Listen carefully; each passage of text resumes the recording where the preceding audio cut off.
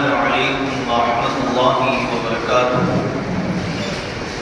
نحمده ونصلي على رسوله الكريم. أما بعد فقد قال الله تعالى في القرآن العظيم وفي الفرقان المجيد بعد أعوذ بالله من الشيطان الرجيم بفضل بسم الله الرحمن الرحيم. إن ربك سريع العقاب وإنه لغفور رحيم. صدق الله مولانا العظيم. புகழும் புகழ்ச்சியும் ஏக இறைவனாகிய அல்லாஹ்விற்கே உரித்தாகட்டுமாக. அவனுடைய சலாமும் சமாதானமும் கண்மணி நாயகம் ரசூலுல்லாஹி ஸல்லல்லாஹு அலைஹி வஸல்லம் அன்னவர்களின் மீதும் அன்னவர்களின் அடிச்சுவற்றினை பின்பற்றி வாழ்ந்து மறைந்த உத்தம சத்திய சஹாபாக்கள், தாபிஈன்கள், தபஅ தாபிஈன்கள், நாதாக்கள், ஷுஹதாக்கள், சாலிஹீன்கள் இன்னும் நம் அனைவர் மீதும் என்றென்றும் நின்று நிலவட்டுமாக. ஆமீன். கண்ணியத்திற்குரியவர்களே, அல்லாஹ் சுப்ஹானஹு வ தஆலாவுடைய மாபெரும் கிருபையினால் 6வது நாள் தராவீஹுடைய தொழுகையை தொழுதுவிட்டு இங்கு அமரக்கூடிய தௌஃபீக்கினை கொடுத்திருக்கின்றான். அல்ஹம்துலில்லாஹ். சூரத்துல் மாஇதா இறுதி வசனங்களை ஓத ஆரம்பித்து அதை முடித்து சூரத்துல் அன்ஆம் என்ற அத்தியாயத்தை முழுவதுமாக ஓதி முடித்து சூரத்துல் அஅராஃப் என்ற அத்தியாயத்தில் சில வசனங்களை இன்று ஓதப்பட்டது. இந்த சூரத்துல் அன்ஆம் என்கின்ற அந்த அத்தியாயத்தில் பல்வேறு விஷயங்களை அல்லாஹ் சுப்ஹானஹு வ தஆலா சொல்லி காட்டுகிறான். குறிப்பாக இப்ராஹிம் அலைஹிஸ்ஸலாத்து வஸ்ஸலாம் அவர்களுடைய அந்த வாழ்க்கையை சொல்லி காட்டுகிறான். அவர்கள் தன்னுடைய தந்தைக்கு அந்த எடுத்தெடுத்த அந்த தஅவத்துடைய பணியை அல்லாஹ் சுப்ஹானஹு வ தஆலா சொல்லி காட்டுகிறான். இப்படி எல்லா ஆயத்துகளிலும் அல்லாஹ் ஏதாவது ஒரு விஷயத்தை படிப்படியாக நாம் தெரிந்து கொள்வதற்காக வேண்டிதான் வைத்திருக்கின்றான். இந்த சூரத்துல் அன்ஆமில் இறுதி வசனமாக கடைசி ஆயத்தாக சொல்லக்கூடிய வகையில் இறுதி ஆயத்தில், அதாவது இறுதி வார்த்தையில் அல்லாஹ் சொல்கிறார், இன்ன ரப்பக ஸரீஉல் இகாப் வ இன்னஹு லகஃபூருர் ரஹீம். அல்லாஹ் தன்னை பற்றி சொல்கிறான். தண்டனை வழங்குவதில், வேதனை அளிப்பதில் அல்லாஹ் விரைவானவன் என்று சொல்லி காட்டுகிறான். நான் வேதனையை தாமதம் இல்லாமல் கொடுத்து விடுவேன், வெகு சீக்கிரம் கொடுத்து விடுவேன் என்று சொல்லிவிட்டு அல்லாஹ் சொல்லக்கூடிய வார்த்தை இன்னஹு லகஃபூருர் ரஹீம். நிச்சயமாக அவன், அல்லாஹ் சொல்லுகிறான். குர்ஆன் என்ன சொல்கிறது? அல்லாஹ்வை கஃபூர் மன்னிக்க கூடியவன் அல்லாஹ், ரஹீம் இரக்கம் காட்டக்கூடியவன் என்று குர்ஆன் அல்லாஹ்வை சொல்கிறது. அல்லாஹ் சுப்ஹானஹு வ தஆலா தன்னை மன்னிக்க கூடியவன் என்று சொல்லி காட்டுகிறான். தன்னுடைய குர்ஆனில் அல்லாஹ் சுப்ஹானஹு வ தஆலா ஒரே வார்த்தை, ஒரே அர்த்தம் கொண்ட வார்த்தையை 3 வார்த்தைகளாக சொல்லி காட்டுகிறான். ஒரே அர்த்தம் கொண்ட வார்த்தையை 3 இடங்களில் சொல்லி காட்டுகிறான். அல்லாஹ் சொல்லக்கூடிய வார்த்தை கஃபார் என்று சொல்லுகிறான், அதுவும் மன்னிக்க கூடியவன் தான். காஃபிர் என்று சொல்லி காட்டுகிறான், அதுவும் மன்னிக்க கூடியவன் தான். கஃபூர் என்று சொல்லுகிறான், அதுவும் மன்னிக்க கூடியவன் தான். இந்த 3 வார்த்தைகளும் ஒரே அர்த்தம் தான், மன்னிக்க கூடியவன். அல்லாஹ் ஒரே வார்த்தையாக சொல்லி இருக்க வேண்டுமே, ஏன் அப்படி சொல்லவில்லை என்று சொன்னால், நான் அந்த அளவுக்கு உங்களை நான் மன்னிக்கிறேன், நீங்கள் எவ்வளவு பாவம் செய்த போதிலும் நான் உங்களை மன்னிப்பதற்கு தயாராக இருக்கிறேன் என்பதை உணர்த்துவதற்காக வேண்டிதான் அல்லாஹ் சுப்ஹானஹு வ தஆலா பல்வேறு இடங்களில் சொல்லி காட்டுகிறார். இந்த கஃபார் என்ற அந்த வார்த்தை குர்ஆனில் 5 இடங்களில் அல்லாஹ் சொல்லி காட்டுகிறான். காஃபிர் என்ற வார்த்தை அல்லாஹ் ஒரே இடத்தில் குர்ஆனில் சொல்லி காட்டுகிறான். ஆனால் கஃபூர் என்ற வார்த்தையை அல்லாஹ் சுப்ஹானஹு வ தஆலா கிட்டத்தட்ட தன்னுடைய குர்ஆனில் 90 இடங்களில் சொல்லி காட்டுகிறான். கஃபூருர் ரஹீம், கஃபூரர் ரஹீமா என்று 90 இடங்களில் தான் மன்னிக்க கூடியவன், கஃபூராக இருக்கிறேன் என்பதை பற்றி அல்லாஹ் அதிகமான இடங்களில் ஒவ்வொரு ஆயத்தினுடைய வசனத்துடைய இறுதியில், சில வசனத்துடைய இறுதியில் என்ன சொல்லுகிறான்? நான் மன்னிக்க கூடியவன் என்று சொல்லுகிறான். அந்த வகையில் தான் இதற்கு முன்னால் அல்லாஹ் சொல்லக்கூடிய வார்த்தை இன்ன ரப்பக ஸரீஉல் இகாப், நான் வேதனை செய்வதில் விரைவானவன், நான் தண்டிப்பதில் மிகவும் கவனமுடையவன். ஆனாலும் கூட நீ என்னிடத்தில் மன்னிப்பு கேட்டால், நீ நீ செய்த பாவத்திற்கு நான் வேதனை அளிப்பேன், வெகு சீக்கிரம் வேதனை அளித்து விடலாம். அந்த சக்தி என்னிடத்தில் இருக்கிறது. இருந்தாலும் கூட நான் கஃபூராக இருக்கிறேன். நீ என்னிடத்தில் ஓடி வர வேண்டுமா இல்லையா? நீ என்னிடத்தில் மன்னிப்பு தேட வேண்டும். நான் என்ன பாவம் செய்தனோ அந்த பாவத்தின் அனைத்திற்கும் நான் மன்னிக்கப்பட்டவனாகத்தான் இந்த உலகத்தை விட்டு நான் சென்றடைய வேண்டும் வறுமைக்கு. அதைத்தான் அல்லாஹ் விரும்புகிறான். அதற்காக வேண்டிதான் பல்வேறு இடங்களில் குர்ஆனில் அல்லாஹ் சுப்ஹானஹு வ தஆலா நான் மன்னிக்க கூடியவன், நான் கஃபூர், நான் கஃபார், நான் காஃபிர் என்று சொல்லிக் கொண்டே இருக்கிறான். அல்லாஹ் எவ்வளவு இரக்கம் உள்ளவன், எவ்வளவு மன்னிப்போன் என்பதை பற்றி நபி ஸல்லல்லாஹு அலைஹி வஸல்லம் அவர்களும் தன்னுடைய ஹதீஸில் கூறியிருக்கிறார்கள். அதே போன்று அல்லாஹ் சொன்னதாக ஹதீஸை குதிஸையும் நபி ஸல்லல்லாஹு அலைஹி வஸல்லம் அவர்கள் சொல்லி காட்டினார்கள். ஹஸரத் அனஸ் ரலியல்லாஹு அன்ஹு அவர்கள் அறிவிக்கக்கூடிய ஒரு ஹதீஸ், நபி ஸல்லல்லாஹு அலைஹி வஸல்லம் அவர்கள் சொன்னார்கள், அல்லாஹ் கூறியதாக, அல்லாஹ் சொன்னான், ஆதமுடைய மகனே, நீ என்னுடைய மன்னிப்பை ஆதரவு வைத்து நீ செய்த பாவத்திற்கு மன்னிப்பு கேட்டால் அந்த ஆதரவின் காரணமாக நான் உன்னை மன்னிக்கிறேன் என்பதாக அல்லாஹ் சொல்லி காட்டுகிறான். இன்னொரு ஹதீஸிலும் அல்லாஹ் சொன்னதாக நபி அவர்கள் சொன்னார்கள், அல்லாஹ் சொல்லி காட்டுகிறான், ஆதமின் மகனே, நீ பாவம் செய்திருக்கிறாய். எந்த அளவிற்கு? வானத்துடைய முகத்தை தொடும் அளவிற்கு பாவம் செய்திருந்த போதும், அப்படி செய்துவிட்ட போதும் நீ என்னிடத்தில் மன்னிப்பு கேட்டால் உனக்கு அந்த விஷயத்தில் எந்த ஒரு பிரச்சனையும் அல்ல, நான் உன்னை மன்னிக்கிறேன் என்று சொல்லி காட்டுகிறார். இதே போன்று இன்னொரு இடத்திலும் அல்லாஹ் சொன்னதாக நபி அவர்கள் சொல்லி காட்டுகிறார்கள். அல்லாஹ் சொன்னான், ஆதமின் மகனே, நீ என்னை இணை கற்பிக்காத வகையில், என்னை ஷிர்க் வைக்காத வகையில் இந்த பூமி முழுவதும் நீ பாவம் செய்திருந்தாலும் கூட, பாவம் செய்துவிட்டு நீ என்னை நெருங்கினால் நான் உன்னிடத்தில் எவ்வாறு நெருங்குவேன் என்று தெரியுமா? நான் உன்னிடத்தில் மன்னிப்பு என்ற கருணையோடு தான் உன்னிடத்தில் நான் நெருங்குகிறேன் என்பதாக அல்லாஹ் சொல்லி காட்டுகிறான். 3 விஷயங்கள் இது முக்கியமானது. ஒன்று, மன்னிப்பை ஆதரவு வைக்க வேண்டும். நாம் மன்னிப்பை ஆதரவு வைத்து அல்லாஹ்விடத்தில் நாம் செய்த பாவங்களுக்கு மன்னிப்பு கோரினால், தௌபா செய்தால் அல்லாஹ் அதை ஏற்றுக்கொள்கிறேன் என்று சொல்லுகிறார். இன்னொரு இடத்தில், எவ்வளவுதான் பாவம் செய்திருந்தாலும், நீங்கள் எவ்வளவு பாவம் செய்திருந்தாலும் அந்த விஷயத்தில் நீங்க அல்லாஹ்வுடைய ரஹ்மத்தை விட்டு நிராசை அடைய கூடாது. அல்லாஹ் மன்னிப்பவன். நீ மன்னிப்பை ஆதரவு வைக்க வேண்டும் என்று முதலில் சொல்கிறான். இரண்டாவது, நீ பாவம் செய்திருந்தாலும் அதற்காக வேண்டி என்னிடத்தில் நீ தௌபா செய்கிறாய் அல்லவா, அதற்காக வேண்டி நான் மன்னிப்பேன் என்று சொல்லி காட்டுகிறான். 3வது முறை தான் அல்லாஹ் சொல்லக்கூடிய வார்த்தை, நீ இணை கற்பிக்காத வகையில் நீ பாவம் செய்திருந்தால் நான் உன்னுடைய பாவத்தை மன்னிக்கிறேன் என்பதா. இந்த விஷயத்தில் நாம் மிகவும் கவனத்தில் கொள்ள வேண்டிய ஒரு விஷயம் என்னவென்று சொன்னால், ஆதரவு வைக்க வேண்டும். நான் பாவம் செய்திருக்கிறேன், இணை வைக்கவில்லை, ஆனால் வேறு பாவங்கள் செய்திருக்கிறேன், பெரும் பெரும் பாவங்கள் செய்திருக்கிறேன், என்னுடைய பாவங்களுக்கு மன்னிப்பு கிடைக்குமா என்று கேட்டால் நிச்சயம் கிடைக்கும் என்பதை நம்முடைய மனதில் வைத்துக் கொள்ள வேண்டும். நான் பாவம் செய்கிறேன், அந்த பாவத்திற்காக நான் வருந்தும் பொழுது, அந்த பாவத்தை நான் நினைத்து நான் திருந்தும் பொழுது, அதற்காக வேண்டி நான் தௌபாவை மேற்கொள்ளும் பொழுது அல்லாஹ் என்னை மன்னிப்பான் என்ற ஆதரவு வைக்க வேண்டும் என்பதைத்தான் அல்லாஹ் சுப்ஹானஹு வ தஆலா நீ வைக்கின்ற அந்த ஆதரவின் காரணமாக நான் மன்னிக்கிறேன் என்று சொல்லி காட்டுகிறான். நீ பாவம் செய்துவிட்டு தௌபா செய்யும் பொழுது என் மீது நீ ஆதரவு வைக்க வேண்டும், என் மன்னிப்பின் மீது நீ ஆதரவு வைத்து கேட்டால் அந்த ஆதரவின் காரணமாக நான் மன்னிக்கிறேன் என்று அல்லாஹ் சுப்ஹானஹு வ தஆலா சொல்லி காட்டுகிறான் என்று சொன்னால், இந்த மன்னிப்பு என்பது எவ்வளவு முக்கியமானது அல்லாஹ் எடுத்து. நபி ஸல்லல்லாஹு அலைஹி வஸல்லம் அவர்கள் பல்வேறு ஹதீஸ்களில் சொல்லி காட்டினார்கள். ஒரு தடவை நபி ஸல்லல்லாஹு அலைஹி வஸல்லம் அவரிடம் ஒரு சஹாபி ஓடோடி வருகிறார்கள். யார் அந்த சஹாபி?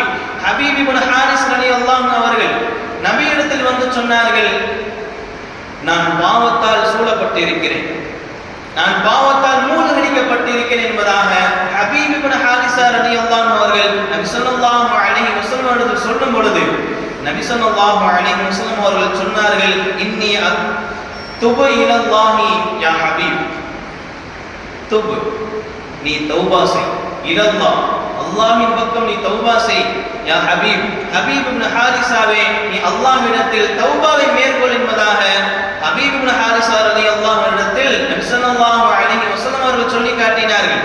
இதை கேட்டுவிட்டு ஹபீப் இப்னு ரலியல்லாஹு அவர்கள் சொன்னார்கள், இன்னி அதூபு சும்ம அஊது, நான் பாவம் செய்கிறேன், அதற்காக வேண்டி நான் மன்னிப்பு கோருகிறேன், இருந்தாலும் கூட என்னுடைய பாவங்களிலிருந்து நான் மீள முடியவில்லை, என்னை நான் தடுத்துக் கொள்ள முடியவில்லை என்று சொல்லும் பொழுது நபி ஸல்லல்லாஹு அலைஹி வஸல்லம் அவர்கள் சொன்னார்கள், குல்லமா அத்னபத ஃபதுப், நீங்க ஒவ்வொரு முறை பாவம் செய்யும் பொழுதும் அந்த பாவம் செய்ததற்கு பிறகு நீ செய்கின்ற ஒவ்வொரு பாவத்திற்கு பிறகும் அல்லாஹ்விடத்தில் நீ தௌபாவை மேற்கொள், தான் செய்த பாவத்திற்கு அல்லாஹ்விடத்தில் நீ மன்னிப்பு கேள் என்பதாக நபி ஸல்லல்லாஹு அலைஹி வஸல்லம் அவர்கள் சொல்லும் பொழுது ஹபீப் இப்னு ஹாரிஸ் ரலியல்லாஹு அன்ஹு சொல்லி காட்டுகிறார்கள், இதன் தக்ஸுரு துனூபி, என்னுடைய பாவங்கள் அதிகமாக இருக்கிறது, அல்லாஹ் என்னை மன்னித்து விடுவானா, அல்லாஹ் என்னை மன்னிப்பானா என்ற அந்த ஏக்கத்தோடு ஹபீப் இப்னு ஹாரிஸ் ரலியல்லாஹு அவர்கள் நபியிடத்தில் சொல்கிறார்கள், என்னுடைய பாவங்கள் அதிகமானதாக இருக்கிறது என்று சொல்லும் பொழுது நபி அவர்கள் சொன்ன அந்த வார்த்தை தான் மிகவும் முக்கியமானது. நபி அவர்கள் சொன்னார்கள், அஃபுல்லாஹி அக்பர் மின் துனூபிக யா ஹபீப், ஹபீப் இப்னு ஹாரிஸே, உன்னுடைய பாவங்களை விடவும் அல்லாஹ்வுடைய மன்னிப்பு, அல்லாஹ்வுடைய இரக்கம், அல்லாஹ்வுடைய கருணை மிகவும் பெரியது, அக்பர் என்று நபி ஸல்லல்லாஹு அலைஹி வஸல்லம் அவர்கள் சொல்லி காட்டினார்கள். நபி அவர்கள் சொன்னது போலதான் அல்லாஹ் சுப்ஹானஹு வ தஆலாவும் இருந்திருக்கின்றான். எல்லா வகையிலையும் நம்முடைய பாவங்களை மன்னிப்பதற்கு அல்லாஹ் சுப்ஹானஹு வ தஆலா தயாராகத்தான் இருக்கிறார். ஒரு தடவை அனஸ் ரலியல்லாஹு அவர்கள் சொல்லி இருக்கிறார்கள், நபி அவர்கள் ஒரு சபையில் அமர்ந்திருக்கிறார்கள். அனஸ் ரலியல்லாஹு இருக்கக்கூடிய ஒரு ஹதீஸ், நபி ஸல்லல்லாஹு அலைஹி வஸல்லம் அவர்கள் சபையில் அமர்ந்திருக்கும் பொழுது ஒரு கிராமவாசி வந்து, யா ரசூலல்லாஹ், கேள்வி கணக்கு விசாரணை, நாளை மறுமையில் யார் கேள்வி கேட்பார் என்று நபியிடத்தில் அந்த கிராமவாசி கேட்கும் பொழுது நபி ஸல்லல்லாஹு அலைஹி வஸல்லம் அவர்கள் சொன்னார்கள், அல்லாஹ் தான் கேள்வி கேட்பான் என்று. அந்த கிராமவாசி சொன்னார், அந்த கிராமவாசி நபியிடத்தில் கேட்கிறார்கள், அல்லாஹ் தானே, அல்லாஹ் மட்டும் தானே கேள்வி கேட்பான் என்று கேட்கும் பொழுது நபி அவர்கள் சொன்னார்கள், அல்லாஹ் மட்டும் தான் கேள்வி கேட்பான். விசாரணை நாளை மறுமையில் கேட்கின்ற கேள்விகள் எல்லாம் அல்லாஹ்வுடையதாகத்தான் இருக்கும், அல்லாஹ் தான் கேள்வி கேட்பான் என்று அந்த கிராமவாசிக்கு நபி அவர்கள் சொன்னார்கள். இதனை கேட்டுவிட்டு அந்த கிராமவாசி சிரித்தார். நபி அவர்கள் கேட்கிறார்கள், ஏன் சிரிக்கிறீர்கள் என்று கேட்கும் பொழுது அந்த கிராமவாசி சொன்னார், கண்ணியமானவன் என்று சொன்னால் யார் தெரியுமா, கண்ணியமானவன் என்றால் யார் என்று தெரியுமா, அனைத்திற்கும் சக்தி இருந்தும் மன்னிப்பான், விசாரணை கேட்கும் பொழுது, விசாரணை நடந்து கொள்ளும் பொழுது கண்டும் காணாது போல் நடந்து கொள்வான், அப்படிப்பட்டவன் தான் கண்ணியமானவன் என்று அந்த கிராமவாசி நபி அவர்களுக்கு சொன்னார்கள். நபி ஸல்லல்லாஹு அலைஹி வஸல்லம் இதை கேட்டுவிட்டு சொன்னார்கள், இந்த கிராமவாசி உண்மையைத்தான் சொன்னார், அல்லாஹ்வை விட இந்த உலகத்தில் யாரும் கண்ணியமானவன் கிடையாது, அவன் கண்ணியமானவர்களுக்கெல்லாம் மிகப்பெரிய கண்ணியமானவன் என்று அல்லாஹ் சுப்ஹானஹு வ தஆலாவுடைய மன்னிப்பை பற்றி, அவன் கண்டு காணாது போல் இருப்பதை பற்றி, நாம் செய்கின்ற பாவங்களை கண்டும் காணாது போல் இருப்பதை பற்றி நபி ஸல்லல்லாஹு அலைஹி வஸல்லம் அவர்கள் சொல்லி காட்டினார்கள் என்று சொன்னால் நாம் யோசிக்க வேண்டும். அல்லாஹ்வுடைய கருணை மிக பெரியது. நம்முடைய பாவங்களை விட நாம் எவ்வளவு பெரிய பாவம் செய்திருந்தாலும், ஷிர்கை தவிர்த்து நாம் எவ்வளவு பெரிய பாவம் செய்திருந்தாலும் இந்த உலகத்திற்குள் அதற்காக நாம் மன்னிப்பை தேடிவிட்டால், நாம் ஒரு கால் இணை வைத்து இருக்கிறோம் என்று சொன்னால் அதிலும் கூட மன்னிப்பு இருக்கு. அது எப்பொழுது என்று சொன்னால், இந்த உலகத்தில் இருக்கும் போதே அதற்காக வேண்டி தௌபா செய்து மீண்டு கொள்ள வேண்டும், முழுக்க அல்லாஹ்விடம் திரும்பிவிட வேண்டும். அப்படி என்று சொன்னால் அதற்கும் அல்லாஹ்வுடைய மன்னிப்பு இருக்கிறது. அந்த அளவிற்கு அல்லாஹ் சுப்ஹானஹு வ தஆலா மிக்க கருணையான என்பதைத்தான் பல்வேறு இடங்களில் குர்ஆனில் அல்லாஹ் சொல்லி காட்டுகிறான். நான் மன்னிக்க கூடியவன், அல்லாஹ் மன்னிப்பதற்கு தயாராக இருக்கிறான். அல்லாஹ்வுடைய மன்னிப்பு இருக்கிறது. அல்லாஹ்வுடைய குணங்களில் ஒரு குணம், ஒரு மகத்தான குணம் என்று சொன்னால் அது மன்னிப்பு வழங்குதல். அல்லாஹ் யாருக்கெல்லாம் மன்னிப்பு வழங்கி இருக்கின்றான், எவ்வளவு பெரிய பெரும் பாவம் செய்தவர்கள் ஒரு சிறிய நன்மை செய்ததின் காரணமாக அந்த பாவத்தை அழித்து இந்த நன்மையை ஏற்றுக்கொண்டு அல்லாஹ் சொர்க்கத்தையே கொடுத்தான். இதெல்லாம் நமக்கு தெரியாத ஒரு விஷயம் அல்ல. இருந்தாலும் அல்லாஹ்வுடைய குணம் மன்னிப்புதான் என்பதை உணர்த்தக்கூடிய சம்பவங்கள் எவ்வளவு இருந்தாலும் ஒரே ஒரு சம்பவத்தை உங்கள் முன் சொல்ல நான் ஆசைப்படுகிறேன். பனு இஸ்ரவேலிலிருந்து ஒரு மனிதர் இருந்தார். நபி மூசா அலைஹிஸ்ஸலாத்து வஸ்ஸலாம் அவர்களுக்கு மிகவும் தொல்லை கொடுத்து கொண்டே இருந்தார். மூசா அலைஹிஸ்ஸலாத்து வஸ்ஸலாம் அவர்கள் எங்கு வந்தாலும் சரி அந்த மனிதர் பார்த்தால் உடனே ஆபாசமாக பேசி விடுவார், திட்டிக் கொண்டே இருப்பார், தொல்லை தந்து கொண்டே இருப்பார் நபிக்கு, நபி மூசா அலைஹிஸ்ஸலாத்து வஸ்ஸலாம் அவர்களுக்கு. ஆனால் நபி மூசா அலைஹிஸ்ஸலாத்து வஸ்ஸலாம் அவர்கள் அந்த மனிதருக்கு உபதேசம் செய்கிறார்கள், இதுவெல்லாம் செய்யாதே, இது தீய காரியம் என்று சொல்லும் போது கூட அந்த மனிதர் அதிலிருந்து திருந்தவில்லை, அதை கேட்கவில்லை. மீண்டும் மீண்டும் மூசா அலைஹிஸ்ஸலாத்து வஸ்ஸலாம் அவர்களை திட்டிக் கொண்டே இருந்தான், தொல்லை கொடுத்து கொண்டே இருந்தான். அவருடைய தொல்லை எல்லை மீறி போனது.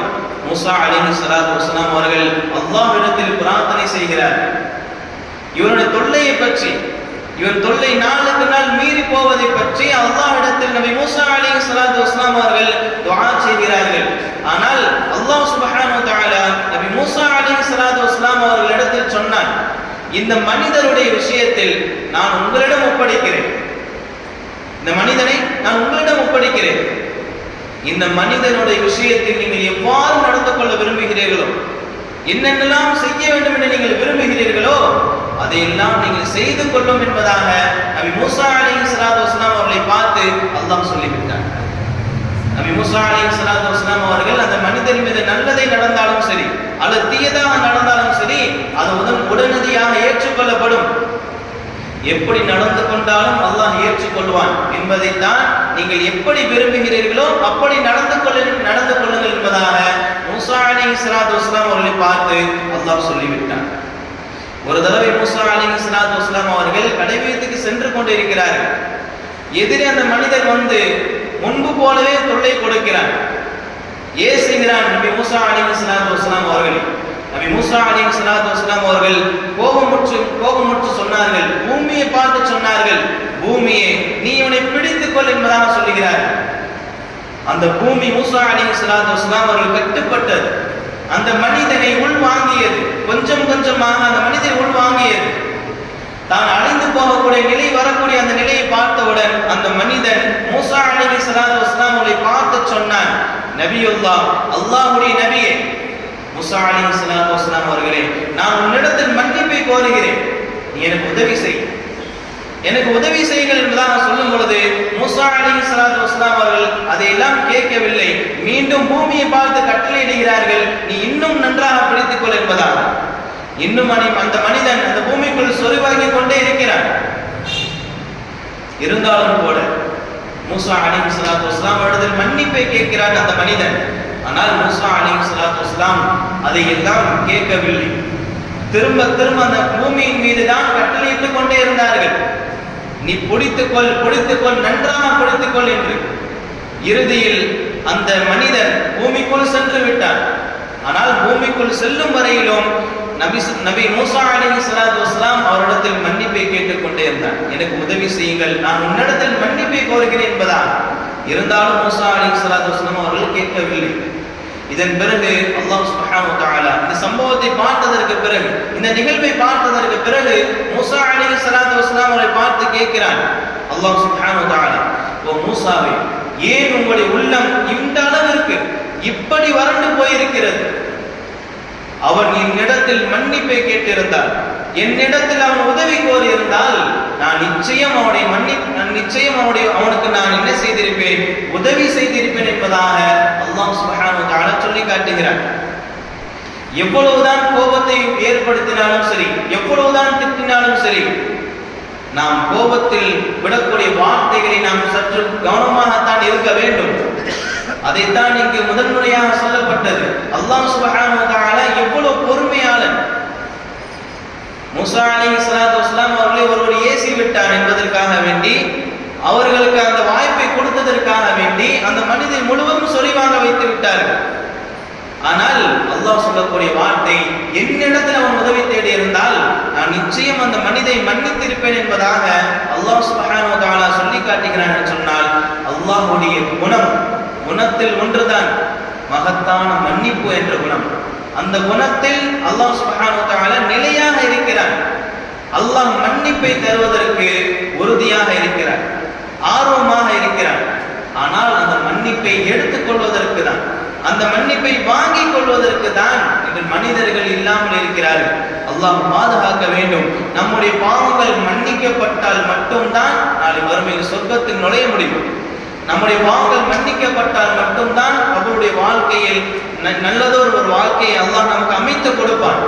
நம்முடைய பாவங்கள் மன்னிக்கப்பட்டால் தான் அவர்கள் கேட்கக்கூடிய கேள்விகளுக்கு நாம் லேசான முறையில் பதில் தர முடியும். அல்லாஹ் சுப்ஹானஹு வ தஆலா மன்னிப்பு என்ற குணம் வைத்திருக்கவன், அவன் எப்படி வேண்டுமானாலும் மன்னிப்பான் என்பதற்கு பல சம்பவங்கள் இருக்கிறது. நபி ஸல்லல்லாஹு அலைஹி வஸல்லம் அவர்கள் சொன்னார்கள் அல்லவா, ஒரு நாய்க்கு தண்ணீர் புரட்டியதற்காக ஒரு விபச்சாரி அல்லாஹ் மன்னித்தான். விபச்சாரம் செய்வது அவ்வளவு பெரிய மோசமான ஒரு பாவமான செயல். இருந்தாலும் கூட ஒரு நாய்க்கு இரக்கம் காட்டியதன் காரணமாக அல்லாஹ் அந்த பெண்மணியை மன்னித்தார்.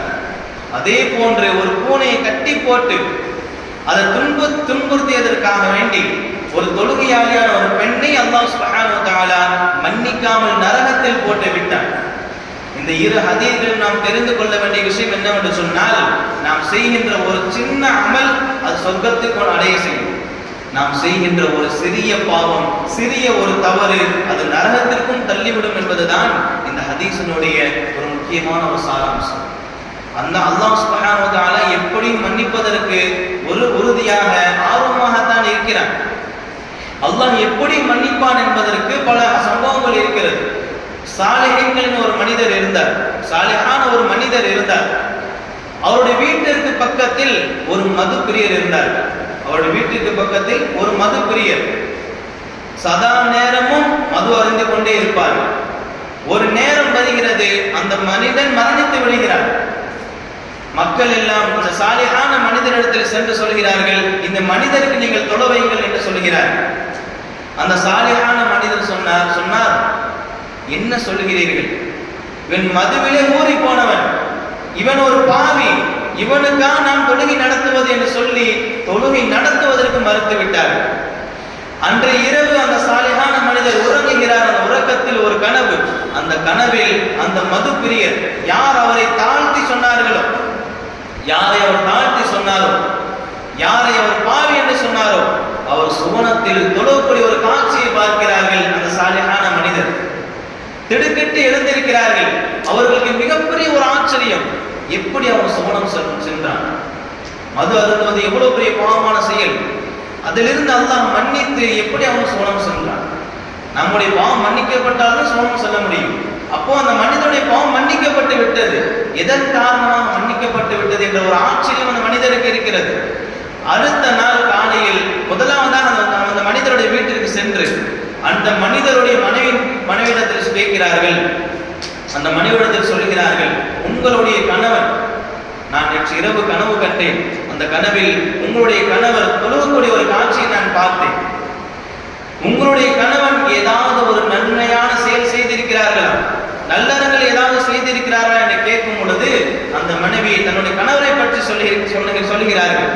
ஆம், வாரத்தில் ஒரே ஒரு நாள் அனாதை குழந்தைகளை ஒன்றாக இணைத்து அவர்களை எல்லாம் ஒன்று சேர்த்து அவர்களுக்கு உணவோ அல்லது தின்பண்டமோ வாங்கி கொடுத்து, நீங்கள் அல்லாஹ்விடத்தில் எனக்காக வேண்டி பிரார்த்தனை செய்யுங்கள், எனக்காக வேண்டி என்னுடைய பாவங்கள் எல்லாம் மன்னிக்கப்பட வேண்டும் என்பதற்காக வேண்டி நீங்கள் அல்லாஹ்விடத்தில் துஆ செய்யுங்கள் என்பதாக அந்த ஆதரவற்ற குழந்தைகளிடம் அந்த மனிதர் சொல்லிக் கொண்டே இருப்பார்கள். உங்களுடைய துஆவின் காரணமாக என்னை அல்லாஹ் மன்னித்து விடுவான் என்று நான் ஆதரவு வைக்கிறேன் என்பதாகவும் அந்த மனிதர் சொல்லி இருக்கிறார்கள். இதன் காரணமாகத்தான், இந்த நற்செயலின் காரணமாகத்தான் மது என்று வைக்கும் பொழுது அது மிகப்பெரிய ஒரு பாவமான செயல். அனாதை குழந்தைகளுக்கு உணவு கொடுத்தது என்பது அதை விடவும் சிறிய ஒரு நன்மைதான். இருந்தாலும் கூட ஏன் அல்லாஹ் மன்னித்தான் என்று சொன்னால், மன்னிப்பை ஆதரவு வைத்தார் அந்த மனிதர்.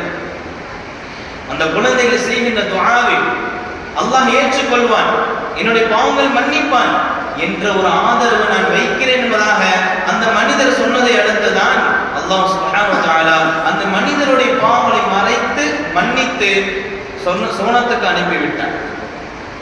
அதே போன்றுதான் இப்னு உமர் ரலியல்லாஹு அறிக்கக்கூடிய ஒரு ஹதீஸ் நபி ஸல்லல்லாஹு அலைஹி வஸல்லம் அவர்கள் சொல்லி காட்டினார். பனு இஸ்ராயீல் ஒரு மனிதர் இருந்தார். அந்த மனிதரிடத்தில் பல பொற்காசுகள் இருந்தது, பல தீனார்கள் இருந்தது. ஒரு பெண்மணி வந்து எனக்கு தேவை இருக்கிறது, அதனால் சிறிது பணம் கொடுத்தால், சில தீனார்களை கொடுத்தால் என்னுடைய தேவை நான் பூர்த்தி செய்து கொள்வேன் என்று சொல்லும் பொழுது அந்த மனிதர் அந்த பெண்மணிக்கு கிட்டத்தட்ட 60 தீனார்களை கொடுத்து விடுகிறார்கள். 60 தீனார்கள் கொடுத்து விட்டு அந்த மனிதர் சொன்னார், நீ என்னிடத்தில் தவறாக நடந்து கொள்ள வேண்டும், நீ என்னிடத்தில் விபச்சாரம் செய்ய வேண்டும் என்பதாக கட்டாயப்படுத்துகிறார். இதனை அடுத்து வேறு வழி என்று அந்த பெண்மணி சம்மதிக்கிறார். அந்த மனிதர் அந்த பெண்ணிடம் அத்துமீறும் பொழுது அந்த பெண்மணி அழுகிறார்கள், கதறுகிறார்கள், திடுக்கிட்டு எழுந்து அழுகிறார்கள். காரணம் என்னவென்று கேட்கும் பொழுது அந்த பெண்மணி சொல்கிறார், நான் இது போன்ற ஒரு இழிவான ஒரு செயலை நான் என்னுடைய வாழ்க்கையில் ஒருபோதும் செய்தது கிடையாது, என்னுடைய சூழ்நிலை இப்படி செய்ய வைத்து விட்டது என்பதாக வேண்டிதான் நான் அழுகிறேன் என்று அந்த பெண்மணி சொல்வதை கேட்டுவிட்டு தன்னுடைய தவற்றை அந்த மனிதர் உணர்கிறார். உணர்ந்து விட்டு சொல்கிறார், இந்த தீனாரை நான் உனக்கு கொடுத்த அந்த 60 தீனாரை நீ நடந்து திரும்ப கொடுக்க வேண்டியது கிடையாது, இனிமேல் ஒருபோதும் இந்த தீய செயலை போன்று ஒருபோதும் செய்ய வேண்டாம், செய்ய வேண்டிய அவசியம் அல்ல, நீ என்னிடத்தை விட்டு சென்றவிடு என்பதாக அந்த மனிதர் சொல்லிவிடுகிறார்கள். அன்றைய இரவு அந்த மனிதர் மரணித்து விடுகிறார்கள்.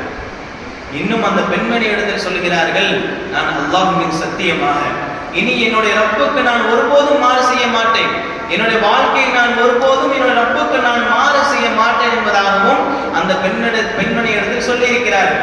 இதனை தொடர்ந்துதான் அன்றைய இரவு அந்த மனிதர் இறந்து விடுகிறார்கள்.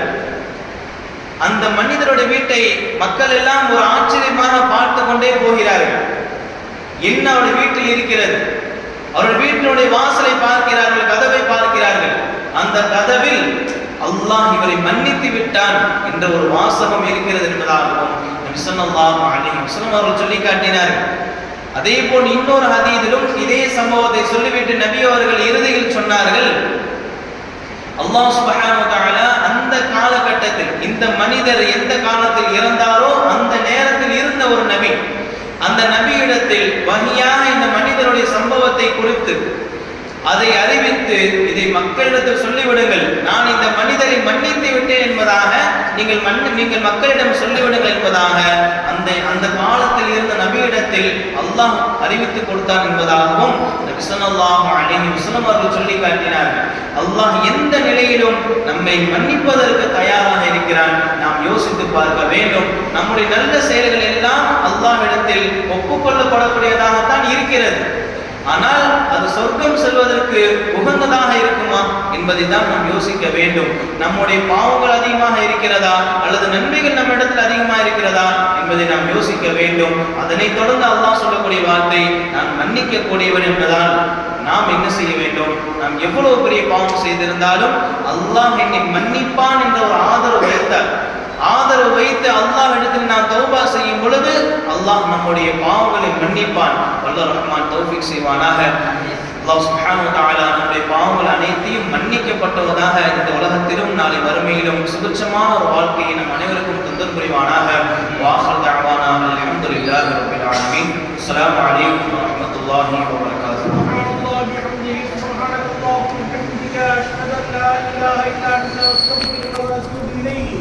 آمين.